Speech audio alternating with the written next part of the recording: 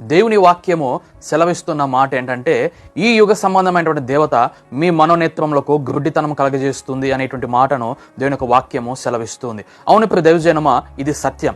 మనలను దేవుని యొద్దకు రానివ్వకుండా, దేవుని మీద ఆధారపడకుండా, దేవుని ప్రార్థించకుండా, దేవుని యొక్క వాక్యంను చదవకుండా, ఆయన సన్నిధానానికి నడవనివ్వకుండా, ఇలాగ ఎన్నో విషయాల్లో మనలను దేవునికి దూరము చేస్తూ ఉంది ఈ యుగ సంబంధమైనటువంటి దేవత. వాడి పేరే సాతాను. వాడికి గాడ్ ఆఫ్ దిస్ వరల్డ్ అని కూడా ఇంగ్లీష్లో బైబుల్లో కూడా మనం చూడగలుగుతాం. అంటే ఈ యుగానికి, ఈ లోకానికి వాడు దేవుడుగా పిలువబడుతూ ఉన్నాడు. వాడు చేసేటువంటి పని ఏంటంటే, ఎవరైతే దేవుని ఎదుటకు వస్తారో, దేవుని ప్రార్థిస్తారో, దేవునికి సన్నిధానం కనిపెడుతూ ఉంటారో వారిని దేవుని నుండి దూరం చేయటమే వాడికి ఉన్నటువంటి ఏకైక లక్ష్యం. కాబట్టి మనము ఆ యుగ సంబంధమైన దేవతను మనం జయించాలంటే అనుదినము అనుక్షణము దేవుని స్మరిస్తూ ప్రార్థిస్తూ ప్రార్థనలో కనిపెడుతున్నట్లయితే దేవుని యొక్క ఆత్మ మనలను నడిపిస్తూ ఉంది. ఆ ఆత్మ మనలను జయంలోనికి నడిపిస్తూ బలపరుస్తూ ఉంది.